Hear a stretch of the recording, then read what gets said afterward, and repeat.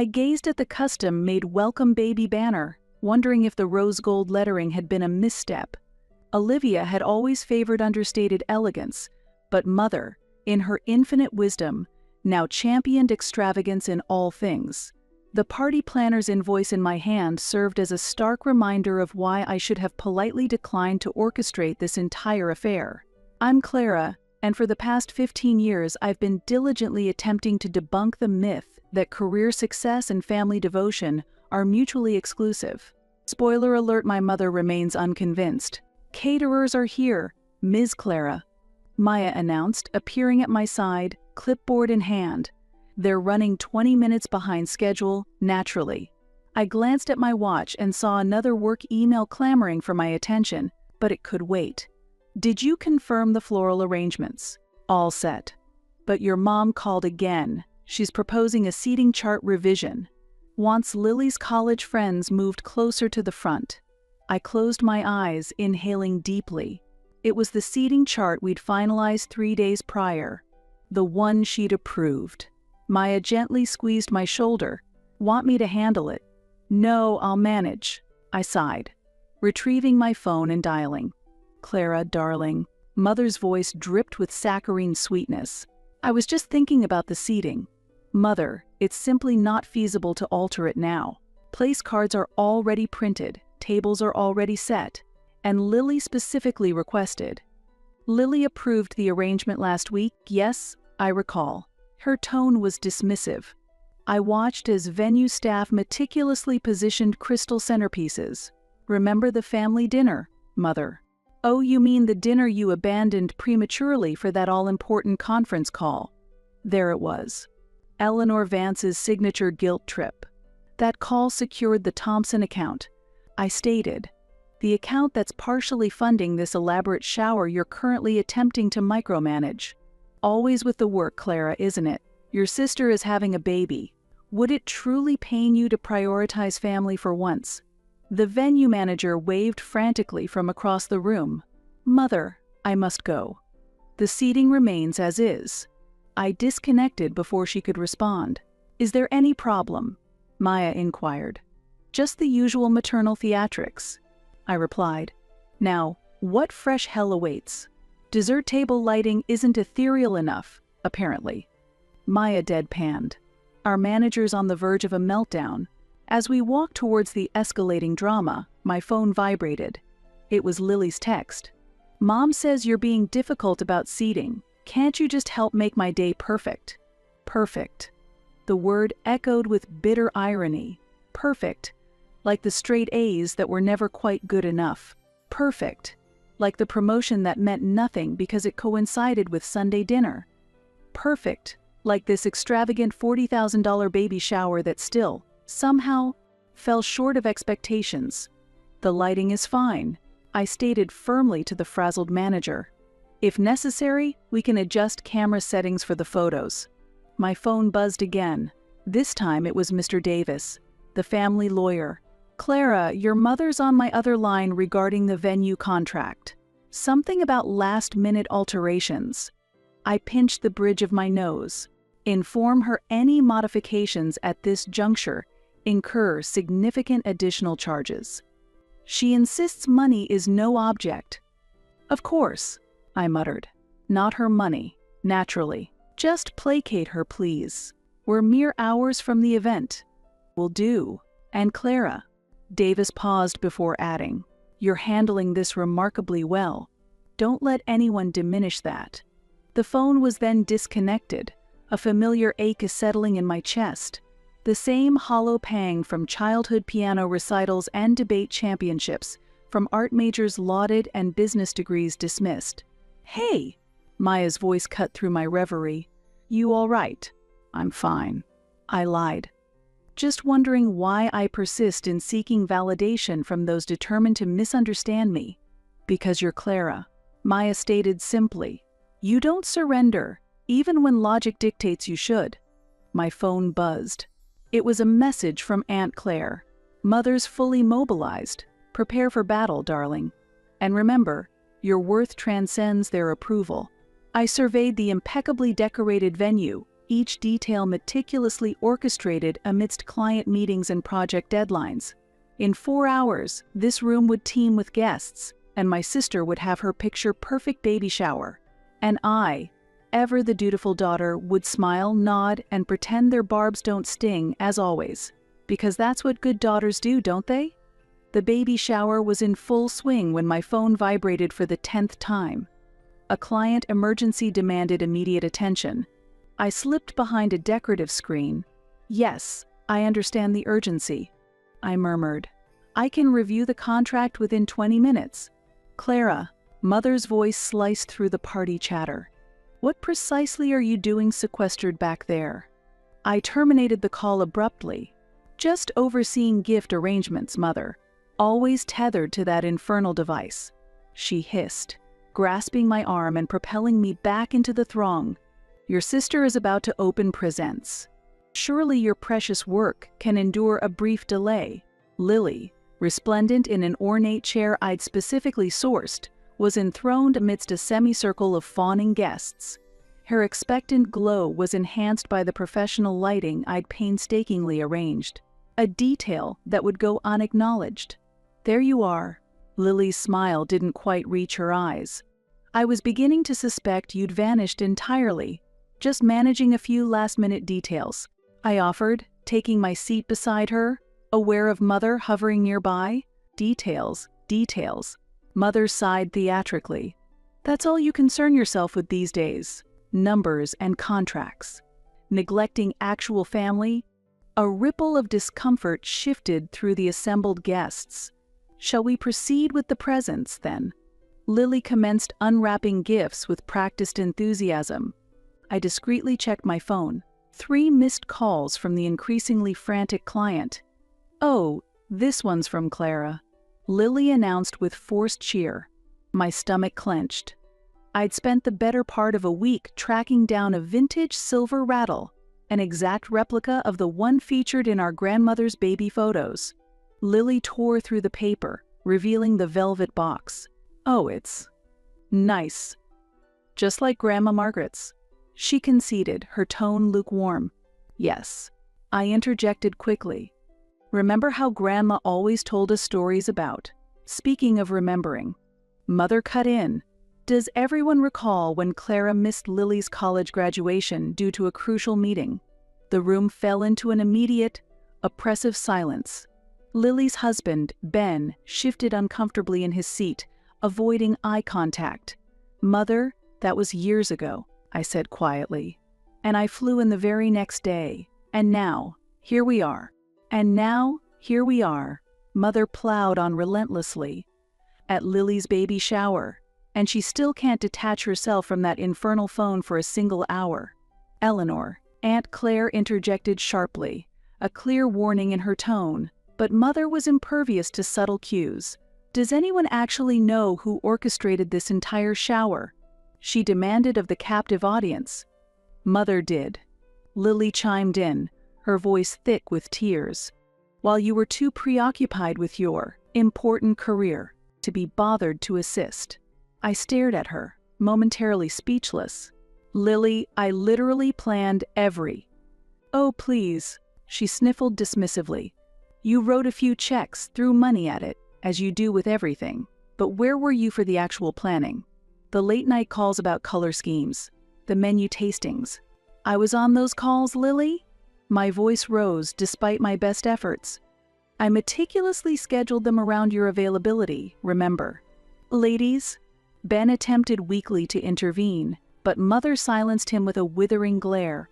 "Your sister is having a baby," Mother announced to the room, her voice trembling with manufactured emotion.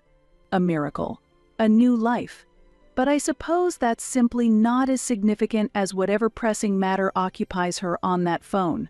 My phone chose that precise moment to buzz again. The client was now threatening litigation. "I need to take this," I said, rising to my feet. "It is important. More important than family." Lily's voice cracked. "More important than me?" The room was utterly silent, every guest a rapt spectator at my public unraveling. "You know what?" I said, snatching my purse. "Yes, right now this call is more important. Because unlike this shower, which I meticulously planned, painstakingly paid for, and am apparently receiving zero credit for, this call actually matters to people who value my time and my expertise. Gasps rippled through the room. Mother's face deepened to an alarming shade of purple. How dare you? After everything we've done for you, everything you've done for me. I laughed bitterly. Please enlighten me, Mother. Was it the constant criticism? The perpetual comparisons to Lily? The expertly deployed guilt trips? Maya materialized at my elbow. Perhaps we should step outside, Clara, she murmured. No need, I stated. I'm leaving. Enjoy the remainder of the shower, Lily. The venue's paid through 7. Try not to let Mother convince you I ruined this as well. I turned sharply on my heel, striding towards the exit. As I passed Lily, a fresh wave of fury contorted her face. Before I could register her intent, she spat, the saliva landing with sickening wetness on my cheek. The room collectively gasped. I paused for a fraction of a second, then continued walking. Behind me, I heard Mother's theatrical sobs and Lily's hiccuping tears. Just before the doors swung shut, I heard Aunt Claire's voice. Well, Eleanor, I sincerely hope you're finally satisfied. You've truly outdone yourself this time. I reached my car before the tears finally breached. But as I sat there, watching the venue staff begin to dismantle the carefully constructed facade of celebration, a strange sense of calm settled over me. My phone buzzed again, but this time, instead of anxiety, I felt something else entirely resolve. I remained in the driver's seat for precisely 3 minutes, allowing the initial surge of adrenaline to dissipate. My hands had stilled. Davis, it's Clara Vance. About that contingency plan we discussed? The one you were so certain we'd never actually need to implement. He sounded instantly alert. Clara? What in heaven's name has transpired? They finally pushed too far, I stated. Execute Plan B, in its entirety. Clara, he hesitated. Are you absolutely certain? This is drastic. Do they believe I merely write checks, as Lily so eloquently phrased it?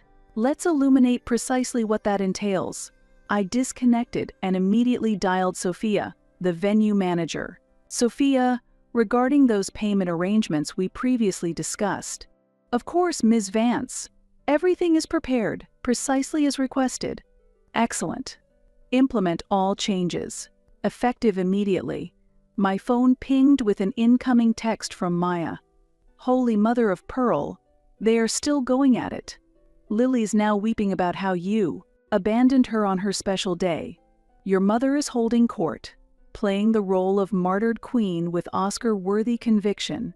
I smiled, a genuine smile for the first time in hours, and typed back, give it 20 minutes. The subsequent calls were brisk, efficient, and utterly devastating in their collective impact. The catering company, the bartender, the photographer, the entertainment service. Each conversation was a masterclass in professional detachment and contractual obligation. Everything's in motion, Davis confirmed. Are you truly resolute in this course of action, Clara? They wish to discuss finances, I replied, starting the engine. Let us, then, engage in a comprehensive discussion of finances. I pulled out of the parking space, catching a glimpse of Aunt Claire hurrying out of the venue entrance. She spotted my car and rushed over. I rolled down the window. Aunt Claire, whatever you're envisioning, multiply it by tenfold. Oh, Clara, she sighed. How significant is the fallout in there? Mother's elevated it to a full-blown Greek tragedy, naturally. Lily is now convinced I've irrevocably ruined her life. Ben looks as though he's contemplating a strategic relocation to Antarctica. What precisely have you instigated, Clara Vance? Aunt Claire inquired, her eyes narrowed with apprehension and curiosity. Nothing they haven't inadvertently requested, I replied, showing her the relevant emails. You see, Mother always lauded my aptitude with numbers. Time to demonstrate the full extent of that particular skill set. Aunt Claire's eyes widened as she scanned the screen. Oh my God, Clara. This is perfectly legal, isn't it? Impeccably so. Everything is meticulously documented. All contracts, all arrangements, all in my name. I shifted the car into drive. They wish to insinuate I merely throw money around with reckless abandon? Very well. They may now experience the cessation of that particular resource. And where are you headed in the midst of this? Family implosion. The spa, Aunt Claire. I have a massage appointment scheduled. And, I smiled, I did, after all, prepay for it. As I pulled away, I glimpsed the nascent stages of chaos unfolding through the venue's windows. Sophia would be making her announcements imminently. The open bar would suddenly require individual payments. The photographer would be discreetly packing up his equipment. The caterers would, with extreme politeness, cease service. And the bills, the meticulously calculated bills, would be distributed to each guest who had witnessed my humiliation. My phone erupted in notifications, a digital chorus of impending familial meltdown. I connected it to the car's Bluetooth, letting the messages play. Clara, what in God's name is happening? Lily's voice trembled. The venue. They're demanding immediate payment. Delete. Clara Elizabeth Vance, you answer this infernal device immediately. Mother's voice shrieked. Delete. Hey Clara, it's Ben. Look, I know things. Escalated somewhat at the shower, but delete. A text message from Maya. Oh my fucking God! Your mom just attempted to put the entire outstanding balance on her platinum card, and it's declined. Lily's college contingent is staging a mass exodus. This is infinitely superior to Netflix. I pulled into the spa parking lot, feeling lighter than I had in years. The receptionist greeted me with a serene smile. Welcome, Miss Vance. Your private relaxation suite is prepared. Thank you, I replied, handing her my phone. Would you mind holding on to this for me? I'm anticipating a rather robust volume of calls I'd prefer to ignore for the next few hours. Of course, Miss Vance. May I perhaps interest you in our wine list while you unwind?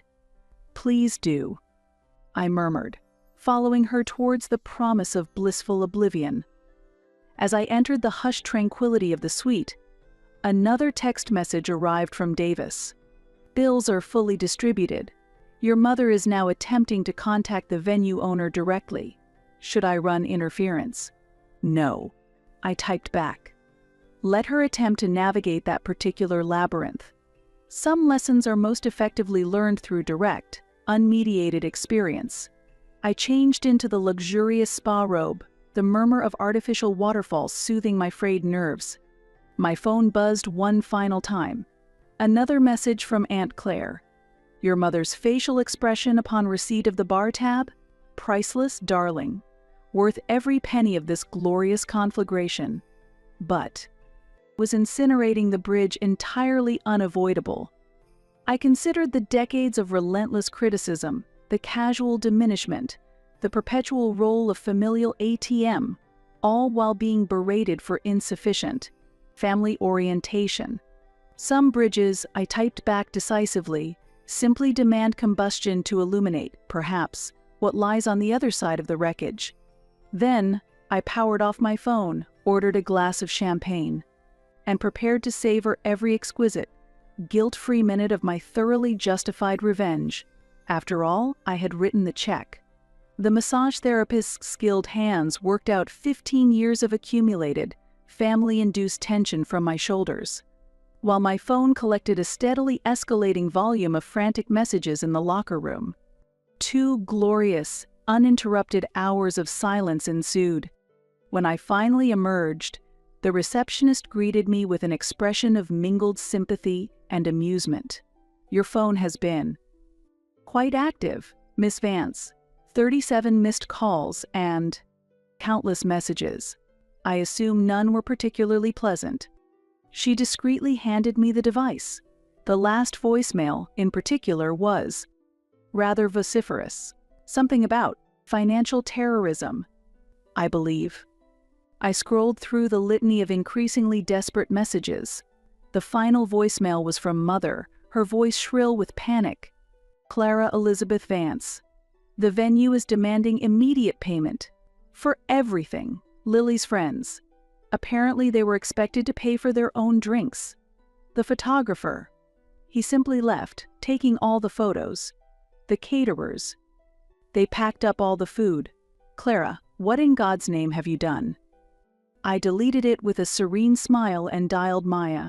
You are an absolute legend. She answered immediately, dissolving into laughter. I wish you could have witnessed it firsthand, Clara. Your mother actually attempted to pull the "do you know who I am" card with the venue manager. Sophia simply kept gesturing towards the contracts, prominently displaying your signature. And Lily? I inquired, accepting a glass of cucumber-infused water. She cried, predictably. Her college friends actually bailed, abandoned her mid-meltdown when confronted with the bar tab. Real testament to the enduring bonds of friendship, wouldn't you agree? Indeed, I murmured. Any other casualties? Oh, the designer cupcakes you painstakingly sourced? The ones your mother audibly bragged about arranging to her gaggle of church friends? Packed up and removed from the premises precisely as she was showcasing them.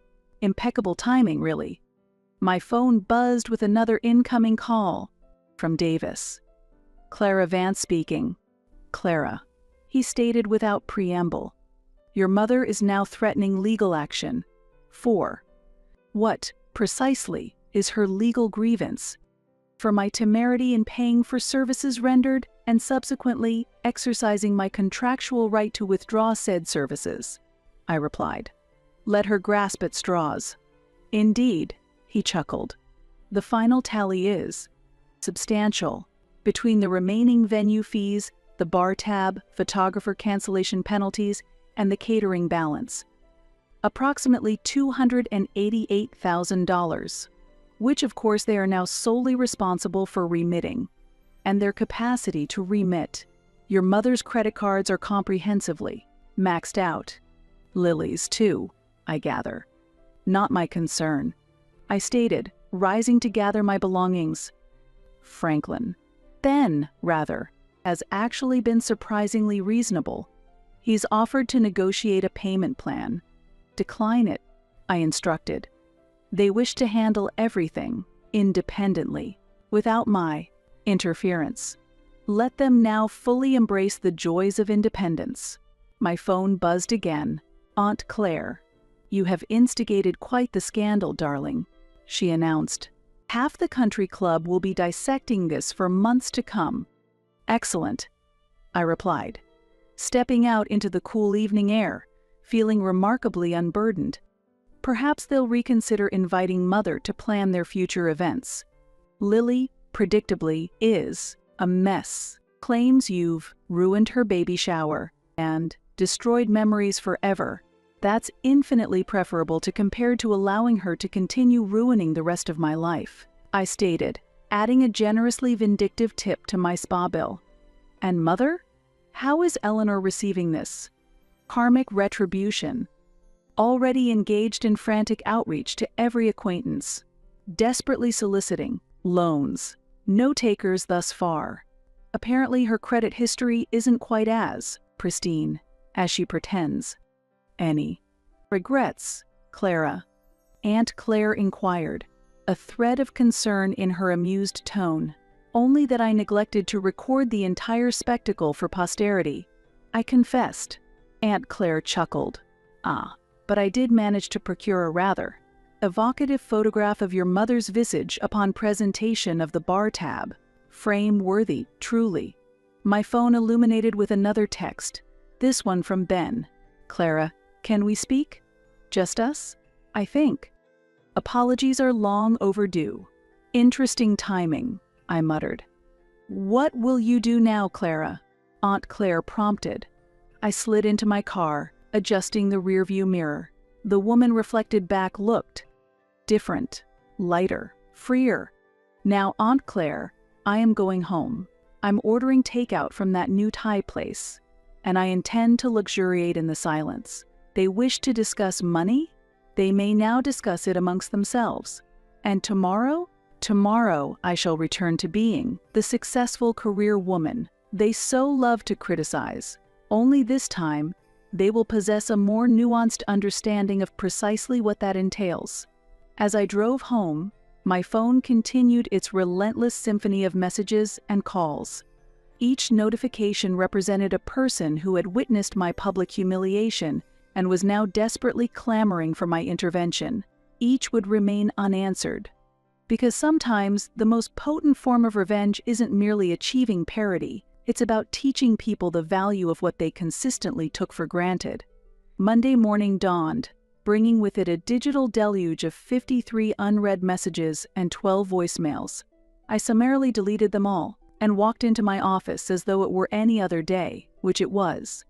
My assistant, Olivia, greeted me with coffee and a knowing smile. "Your mother called the office 6 times before 9 a.m., she stated, her tone neutral. "Any other calls of note?" I inquired, accepting the blessed caffeine. "The Thompson contract is officially signed. The merger meeting is confirmed for 2 p.m. And your sister's husband, Ben, he stopped by earlier, requested an urgent business discussion." Olivia handed me a folder. "I informed him you were in meetings for the duration of the day." My office phone illuminated, Eleanor Vance's name flashing across the caller ID. "Your mother again," Olivia murmured. "Let it ring," I instructed, settling into my chair and powering up my computer. Maya burst through the door, radiating barely suppressed glee. "Spill," she demanded. "Everything. How was the spa? Have you yet succumbed to the siren call of social media?" The spa was transformative. I slept soundly. And no, I am assiduously avoiding all forms of digital engagement with the unfolding familial implosion. "Oh, but you really shouldn't," Maya protested, brandishing her phone. "Your mother's church contingent is staging a full-scale meltdown in the community Facebook group. Apparently you have destroyed the sanctity of the baby shower for all eternity." "And Lily?" I inquired as I steeled myself. "Lily has posted a triptych of strategically tear-streaked selfies. The caption reads, 'When your own sister betrays you on your special day.' 3 crying emojis for added emphasis." My phone buzzed. "Aunt Claire, your mother is convening an emergency family meeting this evening," she announced. "She is attempting to rally the troops against you. Best of luck to her," I murmured. "I suspect most of the troops are currently rather heavily indebted to my war chest." "Indeed," Aunt Claire chuckled. "Ben has been making pointed inquiries regarding the business side of things. Interesting timing, considering Lily's rather substantial credit card payment is due today," I noted. "That's not all." Aunt Clara lowered her voice. "Your mother has been calling everyone, desperately attempting to refinance the Vance family homestead." Maya looked up, her eyes wide. "Oh, my God, Clara, Lily's college friends are publicly eviscerating your mother in the comments section of her latest post." The tacky cash bar was the final straw. My office phone illuminated again. "Your sister, this time." Olivia's voice came through the intercom. "Still unavailable, I presume." "Indefinitely," I confirmed. "Eleanor is now threatening to compose a formal letter of complaint to your board of directors regarding your unethical business practices." Aunt Claire sighed. "The board that I currently sit on," I laughed. "The same board that values my unethical ability to consistently close multi-million-dollar deals." "Desperate measures," Aunt Claire murmured. "Excellent," I replied, noting a rapidly accumulating volume of messages from Ben. "Perhaps they are beginning to grasp the distinction between being family and being valued solely for one's readily accessible financial contributions." Maya perched on my desk. "Ben has been actively engaging with your professional achievements on LinkedIn. Every single post, transparently attempting to butter you up. Damage control. His law firm's senior partners are avid followers of your professional trajectory." My phone buzzed with another text from Davis. "Lily is now attempting to dispute the venue charges with her credit card company. Predictably, it is not going well. Your mother, yet again," Olivia announced, exasperated. I pressed the intercom button. Olivia, hold all calls, unless they pertain directly to the Thompson merger, and if Ben attempts to, drop by. Again, please inform him my schedule is fully committed through next month. And the emergency family meeting, this evening, Aunt Claire prompted. I have a previously scheduled dinner engagement with prospective clients, I replied, perfectly deadpan. Eleanor is now propagating the narrative that you have turned your back on family in their hour of acute need, Aunt Claire continued. No, I corrected. I have turned my back on being there perpetually underappreciated and consistently financially exploited like a personal bank. There is a rather significant distinction. Maya snorted with laughter. Oh, my God, Clara. Lily's latest social media pronouncement. When money matters more than sacred family bonds, complete with 3 additional crying emojis. Fascinating, I murmured, unmoved. Interesting how family bonds only seem to acquire paramount significance when they require something, specifically, copious amounts of my money. Olivia buzzed through again. Your mother is now holding on all 3 lines. Shall I inform her you've spontaneously developed an acute aversion to all forms of electronic communication? Precisely. And now, I stated, rising to my feet. It is time to engage in actual billable, revenue-generating work. Forward all further, family-related calls directly to voicemail. And for the emergency family meeting, this evening, I added, glancing at Aunt Claire. Inform them I am unavoidably detained, throwing money at my career, my portfolio, Maya, if you please.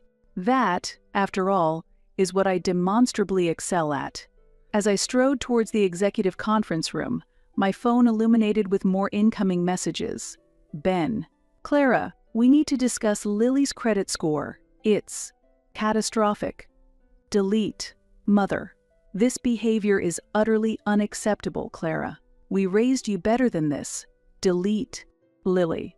The bank called regarding the venue payment. Please. We desperately need your help. Delete. Maya caught up with me at the elevator. You know they will persist, Clara. They simply aren't wired to comprehend the concept of no. Let them persist, I replied, stepping into the elevator. They wish to dissect my prioritization of career over family? Very well. They shall now witness precisely what that career provides. And if they actually manage to formulate a genuine apology, then it had better be exceptional. The elevator doors slid shut, effectively sealing off the chaos I was leaving behind. Because this time I held all the leverage, and I intended to wield it with the same ruthless efficiency I applied to every other aspect of my meticulously constructed life. This time, their bills are not going to be paid. The Thompson contract waited upstairs, ready to be finalized, another multi-million-dollar deal that my family would never have appreciated, until now when they desperately needed the money it represented. 3 days of silence turned into a week. My family's desperate attempts at contact grew more creative by the day. Mother even tried sending a singing telegram to my office. You have to admit, that was a bold move, Maya said over lunch. The board got a good laugh. Speaking of bold moves, she slid her phone across the table. Check your aunt's latest update. The photo showed Mother standing outside my childhood home next to a for sale sign. The caption read, sometimes, pride costs more than money. Subtle, I muttered. Ben's been asking around about job openings at other firms. Maya continued. Apparently, his partners aren't thrilled about the baby shower drama reaching their clients. My phone lit up. It was Davis calling. Your mother's here in my office, he said, without preamble, with Lily. And they want to discuss payment plans for the shower expenses. Lily's crying about credit impacts. Not my problem. Clara, he lowered his voice. They're desperate. Your mother's talking about bankruptcy. Funny how money mattered now. A text came through from Aunt Claire. Eleanor's selling her antique collection, the one she always said you weren't refined enough to inherit. Tell them I'm in meetings, I told Davis. They've been here for 3 hours. Then they can leave 3 hours wiser. I ended the call just as Olivia buzzed my office phone. "Ben's here again. Says it's urgent." For the first time in a week, I hesitated. "Send him in." Ben looked different. Tired, rumpled, less like the polished lawyer who'd watched silently during my humiliation. 2 minutes, I said before he could speak. "Lily's a mess." He remained standing. "Your mother's selling everything. Our credit is shot. I'm probably losing my partnership track. Sounds like consequences." "Look." He ran a hand through his hair. "I know we messed up. I should have spoken up at the baby shower. We all took you for granted. That's one way to put it. Lily's having panic attacks about the baby's nursery. We can't get approved for any new credit cards." Still not hearing a point, he pulled out his phone, showing me a photo of Lily curled up on their couch, clearly distraught. "She's your sister, Clara." I stood up. "What about when they publicly humiliated me? When they dismissed years of support? When they called me cold and calculating while happily spending my money? We were wrong." "No," I corrected, walking to the window. "You were all comfortable taking and taking while giving nothing but criticism in return." I gestured to the city sprawling beneath us. "How's that working out for you? The baby's due in 4 months." "I'm aware.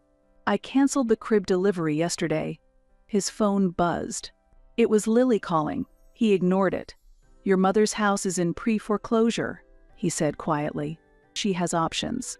She could sell her designer handbags or her vacation timeshare. Or maybe call all those, real family, people she loves to compare me to." "Clara, please." "Please what, Ben? Bail them out? Write another check? Go back to being the family ATM they could criticize between withdrawals?" Olivia buzzed again. "Your mother and sister have just arrived in the lobby. Security. Tell security not to let them up." Ben stepped closer. "They're sorry." "No, they're broke. There's a difference." "Then what do you want? What will it take to fix this?" I turned to face him fully. "Fix what? Exactly? The relationship they never valued? The support they took for granted? The success they resented?" His phone buzzed again. It was Mother this time. "You should go," I said. "Sounds like they need you, Clara." "No, they needed my money." And for the first time they were realizing those weren't the same thing. He moved toward the door, then paused. "For what it's worth, I always admired your drive, your success. Lily was jealous, your mother was threatened. And now they're just scared of losing more than money." After he left, I watched through my office window as he joined Mother and Lily in the parking lot. They huddled together, probably plotting their next attempt at reconciliation. My phone buzzed with a text from Aunt Claire. "They're breaking, dear. Question is, are you ready for what happens when they do?" I didn't answer. Instead, I pulled up the baby boutique website where Lily had registered. The silver rattle she'd dismissed sat in my cart, along with every other item on her wish list. One click would solve all their problems. I closed the browser. Some lessons cost more than money, and this one hasn't finished teaching yet. The knock on my apartment door came at 9 p.m., exactly 2 weeks after the baby shower. I knew who it was before I checked the peephole. Lily stood there alone, no makeup, wearing the ratty college sweatshirt she'd always refused to throw away. "You look terrible," I said, opening the door. "Can I come in?" I stepped aside, noting how she cradled her baby bump protectively. She settled on my couch, looking small against the modern furniture she'd once called soulless. "Mom doesn't know I'm here," she said quietly. "Of course she does. She's probably waiting in the car." "No, I mean it." Lily met my eyes. "I took an Uber. Ben's at a partner meeting, trying to save his job." I remained standing. "What do you want, Lily?" "I found the receipts." Her voice cracked. "For the shower. All of them. Mom had thrown them away, but I needed to know." She swallowed hard, tears welling in her eyes. $47,000, she whispered, wiping her eyes. "Not counting the gifts you bought, the ones you spent months picking out. Is this the part where I'm supposed to feel appreciated because you finally looked at the price tag?" "No." She touched her stomach. This is the part where I tell you. I'm scared. Really scared. We can't afford anything for the baby. My credit cards are maxed. Ben's firm is putting him on probation. Mom's losing the house. Sounds rough. I deserve that. She pulled out her phone. But look at this. Really look. She showed me photos from the shower, before everything fell apart. The details I'd obsessed over were evident in every shot. The custom lighting that made everyone look perfect, the hand-calligraphed place cards, the precisely arranged flowers. You did all this, she whispered. While closing the Thompson deal, while handling the merger, while I complained about you not being there for tastings. Your point. My point is, she struggled to stand, her pregnant belly making it awkward. I was jealous. Always have been. You made everything look so easy. Your career, your success, even throwing the perfect baby shower seemed effortless for you. It wasn't, I said quietly. I know that now. She walked to my window, staring at the city lights. Mom's a mess. She's lost everything. Her status, her credit, her reputation. The country club actually revoked her membership. Tragic. She deserved it. Lily turned back to me. We all did. We treated you like a bank while acting like you weren't good enough for the family. The same family you've been supporting for years. My phone buzzed. It was Aunt Claire. Lily finally made the move. How's it going? Why are you here, Lily? I asked directly. Because I'm having a baby. Her hand rested on her bump. A little girl. And I don't want her growing up thinking it's okay to treat people the way we treated you. I don't want her learning that success should be punished, or that money matters more than honesty. Pretty words. I'm not asking for money. She stepped closer, her eyes pleading. I'm asking for a chance to be a better sister, a better aunt to my daughter. I'm asking if it's too late to start over. And mother. She'll have to figure out her own way back, if there is one. I studied her face. The dark circles under her eyes, the worry lines that hadn't been there before. The silver rattle. I said suddenly. What? The shower gift you dismissed. Do you know why I chose it? She shook her head. Grandma Margaret used it to soothe us both when we were babies. Remember how she'd tell us that story about how it was the only thing that would calm you down during thunderstorms? Lily's eyes filled with tears. I didn't even look at it properly. I was too busy trying to hurt you. Well, it worked. I'm so sorry, Clara. She reached for my hand. For everything. For years of everything. I let her hold my hand for a moment before pulling away. Sorry doesn't fix credit scores. I know. She moved toward the door. But maybe it's a start. As she reached for the handle, I spoke. The rattle's still in my closet. She turned, hope flickering across her face. I'm not saying I forgive you, I continued, my voice softer now. But maybe we can talk about the baby, about starting over, really starting over. Don't make me regret it. She nodded, tears falling freely now. Thank you. After she left, I texted Aunt Claire. Lily just left. She came alone. And maybe there's hope for one bridge not to burn completely. What about Eleanor? I looked at the family photo still sitting on my shelf, taken years ago, when success meant nothing and family meant everything. Some bridges. I typed back. Need to stay in ashes. The silver rattle caught the morning light as my niece's tiny fingers wrapped around it. She had mother's eyes, but thankfully, none of her temperament. She hasn't cried once since you gave it to her, Lily said from the hospital bed. The nurses can't believe it. Grandma Margaret was right. It's a magic rattle. I adjusted the baby's blanket. Magic rattle. Ben entered with coffee, looking more relaxed than he had in months. His firm had kept him on after he'd taken full responsibility for his part in the shower incident.